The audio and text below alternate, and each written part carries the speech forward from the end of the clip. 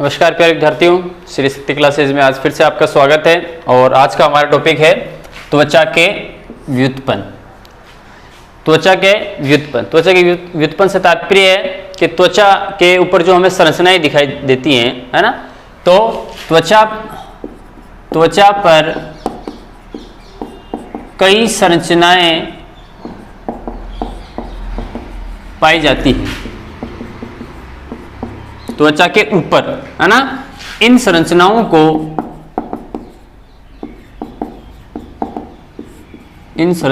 क्या कहते हैं? त्वचा के व्युत्पन्न। जैसे आपके बाल है, नाखून है, ये सब तो क्या होते हैं? त्वचा के व्युत्पन्न होते हैं। बाल, नाखून आदि। तो इस अध्याय में आपके दिया हुआ है रोम के बारे में। रोम यानी बाल। रोम के बारे में हम पढ़ेंगे। रोम का मतलब होता है जो शरीर पर हमारे जो बाल निकले हुए होते हैं उनके बारे में, ठीक है। तो देखिए, रोम क्या होता है? यह रोम अधिचर्म की मेलपीगी स्तर होता है। मेलपीग जो पहला स्तर हमने पढ़ा था, अंकुरण स्तर या मेलपीगी स्तर, तो रोम अधिचर्म की मेलपीगी स्तर से बनता है। पहली चीज तो यह है कि रोम का निर्माण कहां होता है? अधिचर्म की यानी एपिडर्मिस की जो मेलपीगी स्तर है, जो हमने देखा था सबसे पहला, है ना। कौन कौन से थे? एक तो आपके मेलपीगी स्तर था, दूसरा था स्पाइनोसम, है ना। मेलपीगी स्तर था, स्पाइनोसम था, उसके बाद में क्या था? ग्रेन्युलोसम, ल्यूसीडियम, और पांचवा स्तर था कॉर्नियम। ये 5 स्तर थे आपके। मेलपीगी, स्पाइनोसम यानी सूल स्तर, ग्रेन्युलोसम, ल्यूसीडियम और कॉर्नियम। तो सबसे नीचे का स्तर तो कौन सा था? कॉर्नियम। और सबसे ऊपर का मेलपीगी स्तर। तो इस रोम का निर्माण सबसे जो ऊपरी स्तर है या सबसे बाहरी स्तर है, जिसे हम मेलपीगी स्तर या इसे आप अंकुरण स्तर भी कहते हैं, अंकुरण स्तर, इस अंकुरण स्तर से रोम का क्या होता है? निर्माण होता है। अब हम बात करें रोम के भाग। रोम के निम्नलिखित भाग होते हैं। रोम के निम्नलिखित भाग होते हैं। तो सबसे पहला भाग आता है रोम पुटक। क्या नाम आता है? रोम पुटक। तो देखो,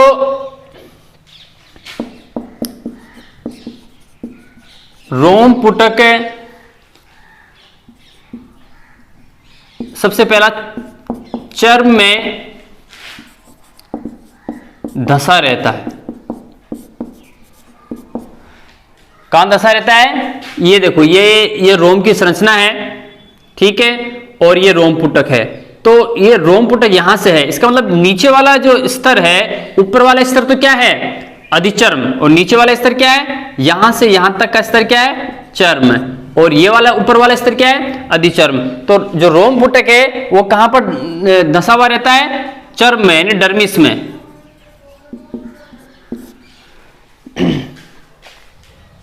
और जो रोम पुटक है वो चर्म में धंसा रहता है।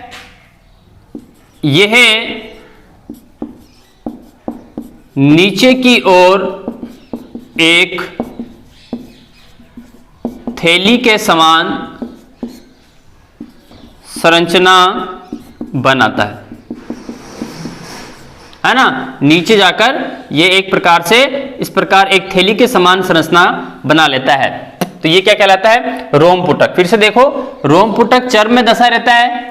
ये रोम पुटक है, ये इसका पहला भाग है, पहला पार्ट है रोम का, चर्म में धंसा हुआ है। और इसका जो नीचे का भाग है वो क्या होता है?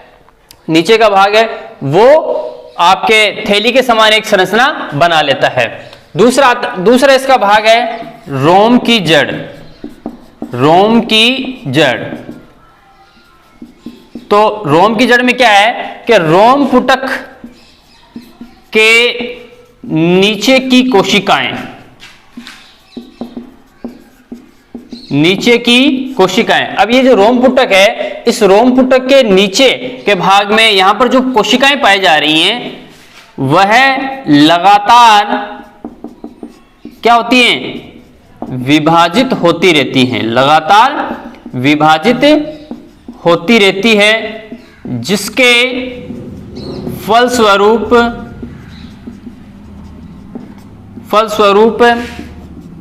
रोम की जड़ों का निर्माण, रोम की जड़ों का निर्माण होता है। अब देखो ये जो रोम पुटक है थैली के समान संरचना है, चर्म में धंसा हुआ भाग है, इसके नीचे ही क्या है, रोम की जड़ें होती हैं। अब रोम पुटक के नीचे की जो कोशिकाएं हैं वो लगातार क्या होती रहती होंगी, उनमें डिवाइड होता रहेगा, विभाजन होता रहेगा, जिसके कारण रोम की जड़ों का क्या होता है, निर्माण होता है। अब चूंकि देखो रोम पुटक ये कहां धंसा हुआ है, चर्म में, और इसके नीचे की बात हो रही है जड़ों की, तो ये भी कहां धंसा रहेगा, चर्म में। तो रोम की जड़ें चर्म में धंसी रहती है। रोम की जड़ें कहां रहेंगी, चर्म में धंसी रहेगी। क्यों? क्योंकि रोम पुटक हमने देखा है ये कहां पर है, ये चर्म में धंसा हुआ है, और रोम की जड़ें हैं रोम पुटक के निचले हिस्से से ही कोशिकाओं के विभाजन से इनका निर्माण होता है। तो जाहिर सी बात है ये जो रोम की जड़ें हैं वो भी कहां पर धंसी रहेगी, वो भी चर्म के अंदर धंसी रहती है। तीसरा पार्ट देखिए, रोम पेपिला। क्या है, रोम पेपिला। तो अब ये रोम पेपिला क्या है, तो रोम पुटक के नीचे, रोम पुटक के नीचे क्या होता है, एक गड्ढानुमा संरचना बनती है, जिसमें रुधिर केशिकाओं का एक गुच्छा बन जाता है।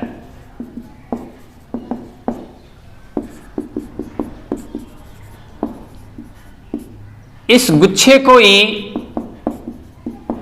क्या कहते हैं, रोम पेपिला कहते हैं।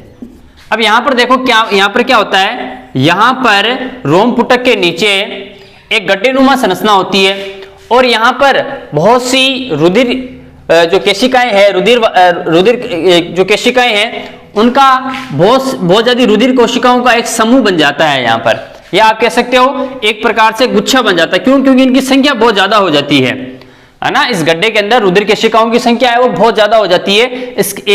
इस कारण ये जो सारी जो कोशिकाएं हैं वो एक गड्ढे सॉरी आपके एक गुच्छे के समान, क्योंकि आपस में ये बहुत पास होती है, नजदीक होती हैं, इसलिए यहां पर ये जो रुधिर केशिकाएं हैं वो एक गुच्छे के समान संरचना बना लेती है, और इस गुच्छे को ही क्या कहते हैं, रोम पेपिला कहा जाता है। चूंकि अब आप ध्यान रखो आप कि यहां पर अब रुधिर केशिकाएं पाई जा रही है, यानी यहां पर रुधिर का संचरण हो रहा है, इसलिए इनका काम क्या होता है कि इस रोम को पोषण प्रदान करवाना। रोम को क्या है, पोषण प्रदान करवाना। क्यों? क्योंकि यहां पर रुधिर केशिकाएं पाई जा रही हैं। तो रोम पेपिला रोम को पोषक पदार्थ पहुंचाने का कार्य करती है। ठीक है, तो रोम पेपिला क्या कर रही है, रोम पेपिला के अंदर केशिकाओं का एक गुच्छा है, और इन केशिकाओं का जो गुच्छा है वो रुधिर केशिकाओं का गुच्छा है, इसलिए ये यहां पर इस रोम को पोषक पदार्थ हैं। देखो बालों को भी क्या है, पोषक पदार्थों की आवश्यकता होती है, अन्यथा बाल जल्दी हमारे झड़ने शुरू हो जाएंगे। ठीक है, और या समय से पहले वो क्या हो जाएंगे, सफेद हो जाएंगे। इस प्रकार बालों को पोषण पदार्थ, जो पोषक पदार्थ है वो मिलना बहुत आवश्यक होता है। और इनको कौन पहुंचा रहा है, ये रोम पेपिला में पाई जाने वाली रुधिर केशिकाएं हैं, वो बालों को पोषण पहुंचाने का कार्य कर रही है। आगे आपके रोम कांड। देखो रोम कांड क्या होता है, तो यह रोम का एक तो क्या होता है, ठोस भाग होता है। ठोस भाग होता है जो चर्म के बाहर निकला रहता है। चर्म से बाहर निकला हुआ रहता है। ये वाला ऊपर वाला भाग कौन सा हो जाएगा, जो चर्म से बाहर निकला हुआ है वो रोम कांड कहलाएगा। ठीक है, और ये कैसा होता है, थोड़ा ठोस भाग होता है। अच्छा, साथ ही साथ इस भाग में केरेटोहाइलिन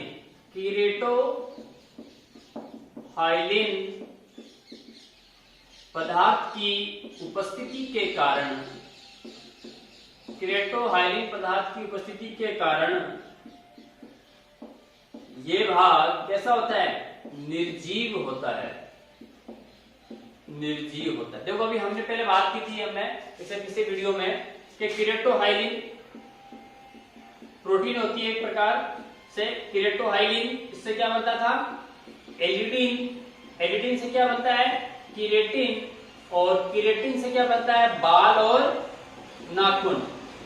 बाल और नाखून बन रहे हैं। तो इसका मतलब क्या हुआ कि ये बाल और नाखून क्या है, हमने पढ़ा था निर्जीव है। ये है त्वचा की व्युत्पन्न है, लेकिन कैसे हैं, निर्जीव हैं। तो इनके निर्जीव बनने की जो प्रक्रिया है वो कहां से शुरू हो रही है, केरेटोहाइलिन से। इसका मतलब क्या है, ये पदार्थ भी क्या है, ये भी निर्जीव है।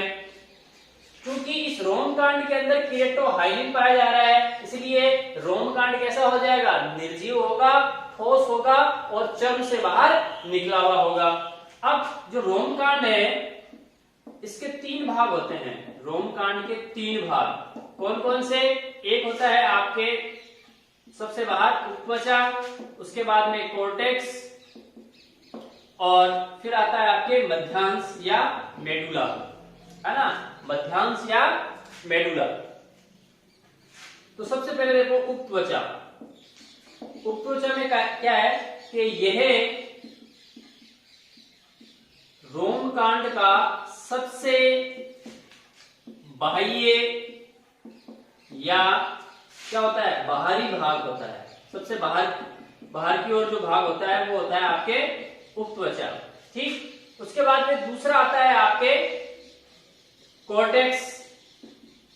कोर्टेक्स क्या है, यह रोम कांड का कौन सा भाग हो जाएगा, ये सबसे बाहरी है, ये सबसे क्या है, आंतरिक है। ये कौन सा हो जाएगा, मध्य का भाग। तो ये रोम कांड का मध्य का भाग होता है।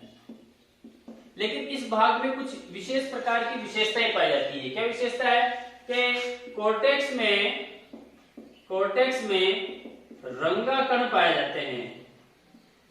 ये रंगाकण क्या है भाई, कोर्टेक्स में क्या पाए जाते हैं, रंगाकण पाए जाते हैं। जो हमारे बाल काले रहते हैं, सफेद नहीं होते, वह इन रंगाकणों के कारण ही होता है। ये रंगाकण क्या करते हैं, ये बालों को रंग प्रदान करते हैं, इसलिए इनका नाम भी रंगाकण है।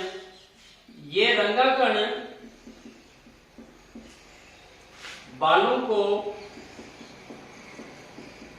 रंग प्रदान करते हैं। क्या करते हैं, रंग प्रदान करते हैं। ठीक है, लेकिन यदि रंगाकणों की कमी हो जाए तो क्या होगा, यदि रंगाकणों की कमी हो जाए तो क्या होगा, तो यदि रंगाकणों की कमी हो जाए तो इनकी मतलब कोर्टेक्स की, इनकी कोशिकाओं के मध्य वायु भर जाती है। वायु भर जाती है जिसके कारण बाल कैसे हो जाते हैं? सफेद हो जाते हैं। बाल कैसे हो जाते हैं? सफेद हो जाते हैं। यानी जो मध्य भाग है ये सबसे मुख्य भाग होता है, ठीक है, और इसके अंदर ये रंगाकण पाए जाते हैं। रंगाकण क्या करते हैं? बालों को रंग प्रदान करते हैं। लेकिन आपने देखा होगा जैसे जैसे आयु बढ़ती जाएगी, जैसे जैसे व्यक्ति की आयु बढ़ती जाएगी, वैसे वैसे इस कॉर्टेक्स के अंदर जो रंगा पाए जाने वाले रंगाकण है, जो बालों को रंग प्रदान कर रहे हैं, उन रंगाकणों की संख्या क्या होती जाएगी? कम होती जाएगी। जब रंगाकणों की संख्या कम होगी तो कोशिकाओं के मध्य के अंदर वायु भरना शुरू हो जाएगी। जब वायु भरेगी तो बाल कैसे हो जाएंगे? सफेद हो जाएंगे। इसका मतलब हमारे जो बाल है वो इस कॉर्टेक्स में पाए जाने वाले रंगाकणों के कारण ही काले दिखाई देते हैं। और इसका जो तीसरा भाग है वो कौन सा है? वो है आपके मध्यांश। कौन सा भाग है? मध्यांश। तो यह है रोमकांड का सबसे भीतरी या आंतरिक भाग होता है। कौन सा? भीतरी या आंतरिक भाग होता है। तो तीन भाग हमने पढ़ लिए। सबसे बाहर की ओर उपत्वचा, मध्य के अंदर आपके कॉर्टेक्स और सबसे भीतर की ओर मध्यांश। ठीक है। अब पांचवा पार्ट आता है इसके आपका एरेक्टर पिलाई पेशियां। एरेक्टर पिलाई पेशियां। तो देखो ये क्या होती है एरेक्टर पिलाई पेशियां? तो ये पेशियां चर्म से लगी रहती हैं। चर्म से लगी रहती है। देखो भाई ये क्या करते हैं, अब समझना आप, ये पेशियां कहां लगी रहती है? चर्म से लगी रहती है। ठीक है। ये पेशियां बालों की गति को नियंत्रित करती हैं। अब देखो बाल जो रोम है वो कहां धंसा हुआ है? वो चर्म के अंदर धंसा हुआ है ना? चर्म के लिए, यानी इनकी जो जड़ें हैं वो कहां पर है? वो तो चर्म में है। बाहर वाला भाग तो क्या है? निर्जीव है, उसको तो कुछ फर्क नहीं पड़ेगा निर्जीव को तो। लेकिन ये जो अंदर वाला जो चर्म के अंदर धंसा हुआ भाग है वो क्या है? सजीव है। ठीक है। और ये जो एरेक्टर पिलाई पेशियां हैं वो भी कहां पर लगी हुई होती है? वो भी चर्म में ही लगी हुई होती है। तो बालों की जड़ें और एरेक्टर पिलाई पेशियां ये दोनों के दोनों कहां लगे हुए हैं? चर्म में लगी हुई हैं। तो अब इसका फर्क क्या पड़ रहा है भाई? क्या फायदा हुआ? क्या इसके आगे इसका परिणाम क्या निकल रहा है कि भाई ये भी जड़ है वो चर्म में है, एरेक्टर पिलाई पेशियां भी चर्म में ही लगी हुई है, तो उसका क्या है? तो ये क्या करती है? बालों की गति को नियंत्रित करती हैं। कौन? एरेक्टर पिलाई पेशियां। इनके संकुचन से, इनके एरेक्टर पिलाई पेशियों के इनके संकुचन से बाल खड़े हो जाते हैं। बाल खड़े हो जाते हैं। आपने देखा होगा ठंड के समय हमारे बाल कैसे हो जाते हैं? खड़े हो जाते हैं। बाल कैसे हो जाते हैं? खड़े। तो इनका नियंत्रण तो ये बाहर वाला हिस्सा है, ये तो क्या है? ये तो केराटोहाइलिन के कारण ये निर्जीव पदार्थ है। लेकिन इसकी जो जड़ है, बाल की जो जड़ है वो तो कहां धसी हुई है? वो तो आपके चर्म के अंदर धसी हुई है, डर्मिस के अंदर धसी हुई है। और वहां से इसका कंट्रोल हो रहा है, वहां से इसको नियंत्रित किया जा रहा है। और इसको कंट्रोल करने, इस गति को कंट्रोल करने का काम कौन कर रही है? ये एरेक्टर पिलाई पेशियां। और ये भी कहां लगी हुई होती है? ये भी चर्म में लगी हुई होती है। तो जब एरेक्टर पिलाई पेशियों में संकुचन होता है तो जो बाल है उनमें भी क्या होती है? हलचल होती है, गतिविधि होती है, और बाल कैसे हो जाते हैं? खड़े हो जाते हैं। किस स्थिति में? ठंड तथा भय लगने के समय ये पेशियां क्या होती है? संकुचित होती है, जिससे रोम खड़े हो जाते हैं, है ना? यदि हमारे सामने कुछ ऐसी चीज आ गई है, सामने मान लो कोई शेर आ गया है या कोई और कोई भयंकर जो जीव हमारे सामने आ गया है, या कुछ हमने ऐसा देख लिया है जिसको देख के हम डर जाएं, बहुत भयंकर या काफी ठंड पड़ रही है, तो उस समय ऐसी स्थिति में भय यानी डर लगना और ठंड, इन दो स्थितियों के अंदर ये जो इलेक्ट्रोफिलाई पेशियां हैं वो क्या होती हैं, वो गतिशील हो जाती हैं, वो संकुचित होने लग जाती हैं और इनके संकुचन से ही क्या होते हैं, ये बाल हैं, क्योंकि ये दोनों बालों की जो जड़ है वो और इलेक्ट्रोफिलाई पेशियां ये चर्म के अंदर है, इसलिए एक दूसरे से ये कनेक्टेड है और जब इलेक्ट्रोफिलाई पेशियों में संकुचन होता है तो बाल भी हमारे कैसे हो जाते हैं, खड़े हो जाते हैं। आगे क्या है, त्वक ग्रंथियां। ठीक है, तो त्वक ग्रंथियां हमने देखा है, जो आपके तेलीय ग्रंथियां होती है, श्वेत ग्रंथियां होती है, दूध ग्रंथियां होती है, ये सारी क्या होती है, त्वक ग्रंथियों की श्रेणी में आते हैं। तो त्वक ग्रंथियों में पहले आती है आपके श्वेत ग्रंथि। एक चीज और है त्वक ग्रंथि के, ये ग्रंथियां कौन सी, त्वक ग्रंथियां अधिचर्म के मेलपीढ़ी स्तर से क्या होती है, बनती है, या वहां पर ही इनका निर्माण होता है मेलपीढ़ी स्तर पर। ठीक है, तो इसमें पहली ग्रंथि आती है आपके श्वेत ग्रंथि। तो यह ग्रंथि जिससे पसीना निकलता है, तो यह ग्रंथि क्या होती है, चर्म में लगी रहती है, यानी चर्म में तो धसी रहती है और नलिका के रूप में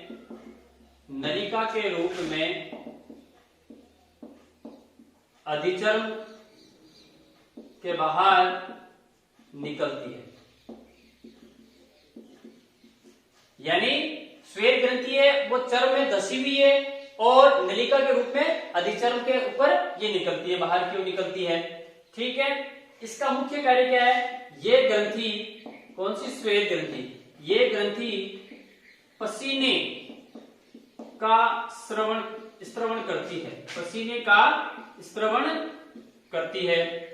ठीक है, और देखो आपने पसीना हमारा कैसा होता है, पसीना नमकीन होता है, लवणीय होता है। क्यों, तो पसीने में क्या, एक तो जल, लवण, यूरिया और कार्बन डाइऑक्साइड आदि पाए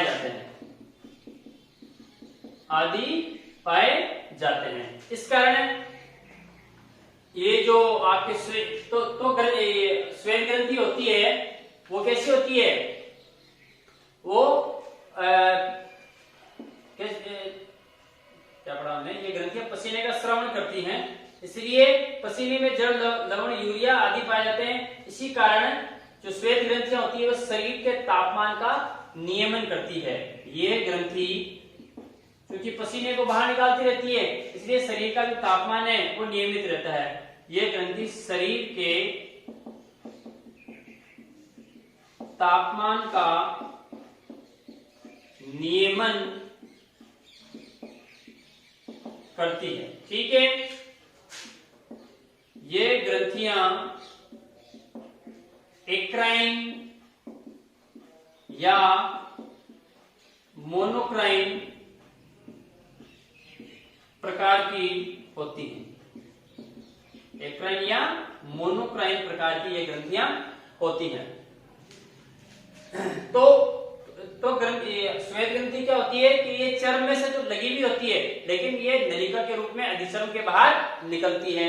इन ग्रंथियों के द्वारा पसीने का स्त्रवण किया जाता है। पसीने में होता क्या है, लवण, जल, यूरिया, कार्बन डाइऑक्साइड होता है। चूंकि पसीना फिर क्या होता है, जब शरीर से पसीना बाहर निकलता है तो एक तो अपशिष्ट पदार्थ बाहर निकल रहे हैं, एक तो ये फायदा हो रहा है। दूसरी चीज क्या होता है कि जब पूरे शरीर पर पसीना आता है हमारे, तो पसीना बाहर आने के बाद में क्या होता है, वाष्पित होता है। वाष्पित होने के कारण फिर हमारा शरीर कैसा हो जाता है, ठंडा, है ना। तो जो पसीना हमारे शरीर के ऊपर आया है वो वाष्पीकरण की क्रिया के द्वारा वाष्पित होकर उड़ जाएगा, सूख जाता है ना पसीना, तो जिसके कारण फिर हमारा शरीर क्या हो जाता है, ठंडा हो जाता है। इसीलिए ये जो श्वेत ग्रंथि है ये क्या करती है, शरीर के तापमान का नियमन करती है। आगे तेल या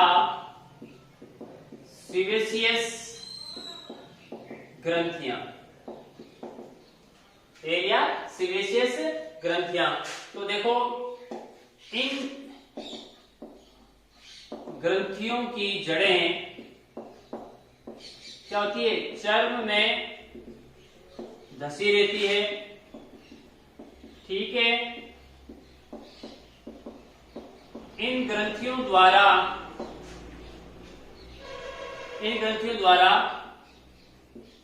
तेलीय पदार्थ स्रावित किया जाता है, तेलीय पदार्थ स्रावित किया जाता है। इस गाढ़े तेलीय पदार्थ को क्या कहते हैं, सीबम, इसीलिए इसका नाम सीवेशियस भी है, सीबम क्या कहते हैं, सीबम कहते हैं, है ना। आपने देखा होगा जो आपके तेल या सीवेशियस ग्रंथियां हैं, इन ग्रंथियों की जड़ें क्या होती है, चर्म में धसी रहती है और इनसे लगातार क्या होता है, चेहरे पर कभी देखा होगा आपने ऑयली स्किन जैसे बोलते हैं डॉक्टर, आप कभी जाओगे है ना स्किन डॉक्टर पास, वो कहेगा आपकी स्किन किस प्रकार की है, ड्राई है या ऑयली है। ऑयली स्किन का मतलब क्या होता है, जिसमें तेल चेहरे पर ज्यादा आता है, तो इस तेल या सीवेशियस ग्रंथियों के कारण आ रहा है, ठीक है। इनकी जड़ें कहां होती है, चर्म में धसी रहती है और वहां से लगातार एक गाढ़ा तेलनुमा पदार्थ है, चिकना पदार्थ है, वो बाहर निकलता रहता है और इस तेलनुमा चिकने गाढ़े पदार्थ को क्या कहते हैं, सीबम कहते हैं। इस सीबम के साथ क्या है, मृत कोशिकाएं या निर्जीव कोशिकाएं भी बाहर निकलती रहती हैं। यानी जो चर्म के अंदर जो कोशिकाएं मृत हो जाती हैं, वो कोशिकाएं भी इस तेलीय पदार्थ, इस सीबम के साथ में बाहर निकलती रहती है। और ये कैसी प्रकार की होती है, ये ग्रंथियां होलोक्राइन प्रकार की होती हैं, ठीक है। तो ये हो गया आपका तेल या सीवेशियस ग्रंथियां। अगली है स्तन ग्रंथियां। देखो स्तन ग्रंथियां, तो ये ग्रंथियां वक्ष भाग में पाई जाती है। कहां पर है, वक्ष भाग में पाई जाती है, ठीक है। वक्ष में पाई जाएंगी स्तन ग्रंथियां। इनकी संरचना कैसी होती है, कुपिका के समान। इनकी संरचना कुपिका के समान होती है, ठीक है। इन ग्रंथियों द्वारा दुग्ध का स्रावन किया जाता है, इसका दूध का स्रावन किया जाता है, ठीक है, मादाओं के अंदर। स्त्रियों में ये ग्रंथियां क्या होती है, अधिक सक्रिय होती है। स्त्रियों में पुरुषों की तुलना में, हालांकि पुरुषों में भी ये आपके स्तन ग्रंथियां पाई जाती है, लेकिन पुरुषों के अंदर स्तन ग्रंथियां कैसी होती हैं, निष्क्रिय होती हैं, जबकि स्त्रियों में ये ग्रंथियां क्या होती है, थोड़ी सक्रिय होती है। और वो भी कब है, जब शिशु के जन्म के उपरांत या शिशु के जन्म के समय ये ग्रंथियां क्या होती है, ज्यादा सक्रिय हो जाती हैं। जो दूध का स्रावन है, दुग्ध का स्रावन स्त्रियों में जो दूध स्तन ग्रंथियों द्वारा होता है, दूध का स्रावन एक हार्मोन पाया जाता है ऑक्सीटोसिन। इस ऑक्सीटोसिन के कारण होता है, किसके कारण होता है, ऑक्सीटोसिन के कारण। तो श्वेत स्तनीय ग्रंथियां क्या होती है, ये ग्रंथियां वक्ष में पाई जाती है। इनका जो आकार है वो कुपिका के समान होता है और शिशु के जन्म के समय ये ग्रंथियां अधिक सक्रिय होती है, विशेषकर स्त्रियों के अंदर ये अधिक सक्रिय हो जाती है, ठीक है। और जब ये स्तन ग्रंथियों से जो दूध का स्रावन होता है वो ऑक्सीटोसिन हार्मोन के कारण होता है। और एक चीज और ध्यान रखना कि इनकी जो वृद्धि है, स्तन ग्रंथियों की जो वृद्धि है वो दो प्रकार के दो हार्मोन पाए जाते हैं, एस्ट्रोजन और प्रोजेस्टेरोन। तो देखो ध्यान रखना, ऑक्सीटोसिन अलग अलग काम कर रहा है, एस्ट्रोजन और प्रोजेस्टेरोन अलग काम कर रहा है। ऑक्सीटोसिन तो क्या कर रहा है कि जो दूध स्त्रवण हो रहा है, दूध निकल रहा है स्तन ग्रंथियों से, है ना, दूध निकल रहा है, उसको क्या करता है, ये सक्रिय करता है, दुग्ध स्त्रवण को सक्रिय करता है ऑक्सीटोसिन। और एस्ट्रोजन और प्रोजेस्टेरोन इनकी वृद्धि को प्रभावित करते हैं स्तन ग्रंथियों के। अगला है मूलाधार या वक्षण ग्रंथियां। मूलाधार या वक्षण ग्रंथियां, तो देखो मूलाधार या वक्षण ग्रंथियां विशेष रूप से सीवेसियस, जो हमने तेली ग्रंथियां पढ़ा ना, सीवेसियस ग्रंथियों का क्या होती है, रूपांतरण होती है, यानी इनसे मिलकर बनती है ये तेलीय या सीवेसियस ग्रंथियों से बनती है मूलाधार या वक्षण ग्रंथियां। ठीक है, ये ग्रंथियां मूत्र जनन छिद्र और जो गुदा है वहां पर पाई जाती है। इनसे विशेष प्रकार की गंध क्या होती है, स्त्रावित होती है। विशेष प्रकार की गंध स्त्रावित होती है। ठीक है, तो मूलाधार या वक्षण ग्रंथि क्या है कि ये सीवेसियस या तेलीय ग्रंथियों के रूपांतरण से बनती है। ठीक, और ये ग्रंथियां मूत्र जनन छिद्र और गुदा पर, जो गुदा है वहां पर पाई जाती हैं और इनसे एक विशेष प्रकार की गंध स्त्रावित होती है। अगली है मीबोमियन ग्रंथियां।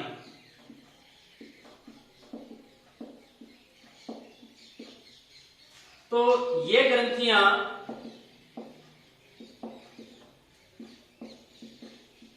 पलकों के नीचे बरवनियों पर पाई जाती है। ठीक है, पलकों के नीचे बरवनियों पर पाई जाती है और इनसे एक चिकना पदार्थ या आप कह सकते हो तेलीय पदार्थ स्त्रावित होता है, जो कि क्या करता है, कोर्निया, चूंकि बरवनिया के नीचे पाई जाती है इसलिए कोर्निया को चिकना बनाकर रखती है। ठीक है, तो ये आपके हो गई मीबोमियन ग्रंथियां। तो आज के लिए फिलहाल इतना ही, कल फिर नए वीडियो के साथ मिलेंगे, तब तक धन्यवाद।